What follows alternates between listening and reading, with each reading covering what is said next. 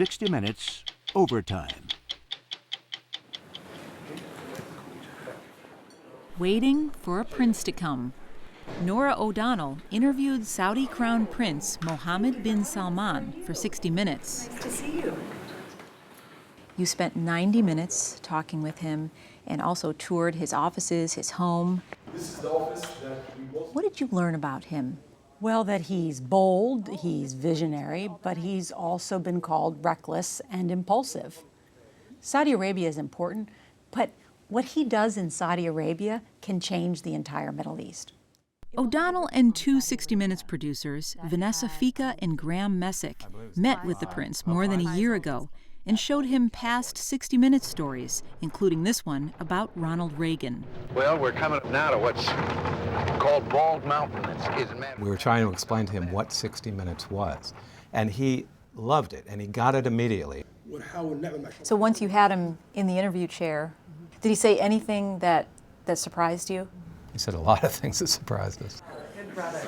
What I thought was most amazing is to hear a Saudi leader talk so specifically about what women can wear and what Islamic law actually says. The laws are very clear and stipulated in the laws of Sharia that women wear decent, respectful clothing, like men.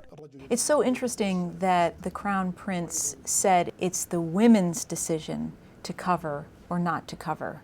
The decision is entirely left for women to decide what type of decent and respectful attire she chooses to wear. Is there some friction there between what the Crown Prince said in his interview and what you saw on the street? Absolutely, yeah. Our team, we were out for dinner, and as we're, on the sidewalk, just chit-chatting, a car just pulls up kind of frantically, and we hear something from a megaphone? A megaphone. Yeah, we hear something from like a megaphone, and it's in Arabic. We don't know what they're saying, but then the window rolls down, and this guy looked like the Saudi religious police. He had the head covering and a very long beard. I took out my iPhone and actually started filming them and walking toward them. And then we locked eyes, and he told me to cover my hair. In English? In English. Was he yelling at you, or? I would say hectoring. Was that surprising that would happen? We were surprised, but we're pretty read in here, and the religious police have lost their ability to make arrests. I think that Mohammed al-Sheikh, who's one of the people we interviewed, asked us, well, did they arrest you? No. Did they insult you? Did they do anything? No. See, about 3 years ago, you probably would have been Arrested. He had a pretty good response, which is you don't know what it used to be like.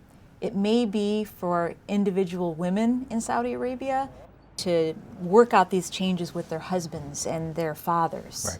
Right. Another thing Mohammed al-Sheikh said is there's a difference between religious and cultural influences. And there is a culture of modesty and conservatism in Saudi Arabia that's going to be a lot harder to shake loose, to change.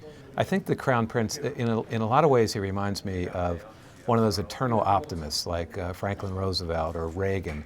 He's saying these things and everyone's listening.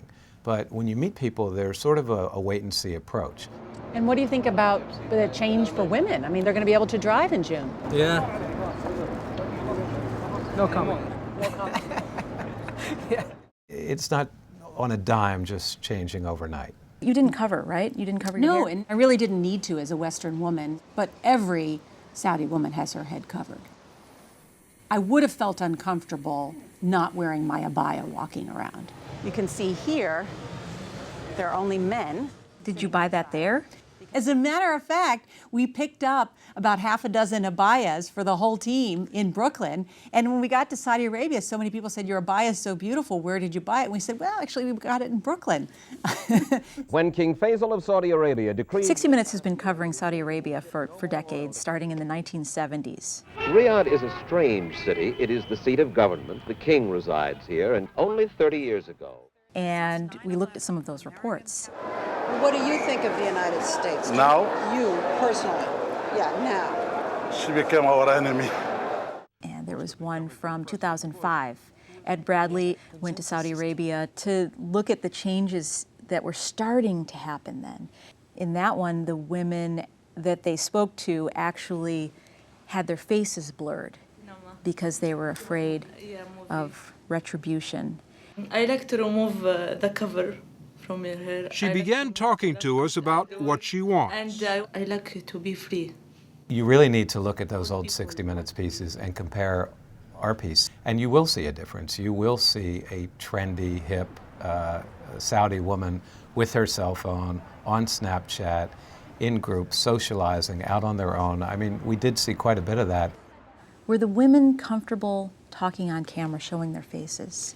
There were, especially the women at Princess Norah University.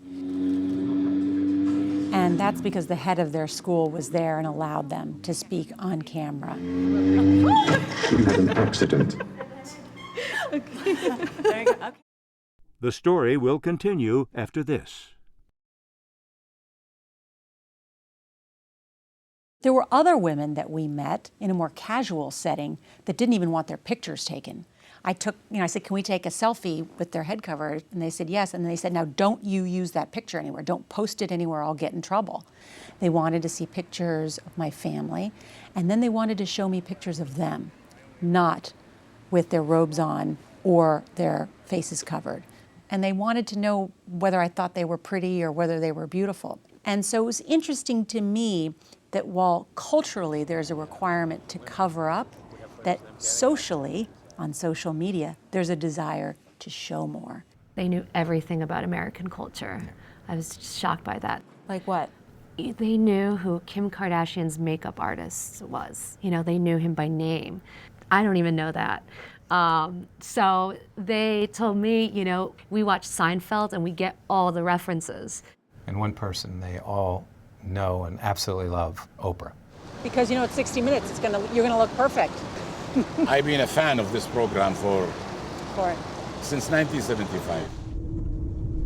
So we're here at Princess Norah University. This is Dima. Hello. She's driving.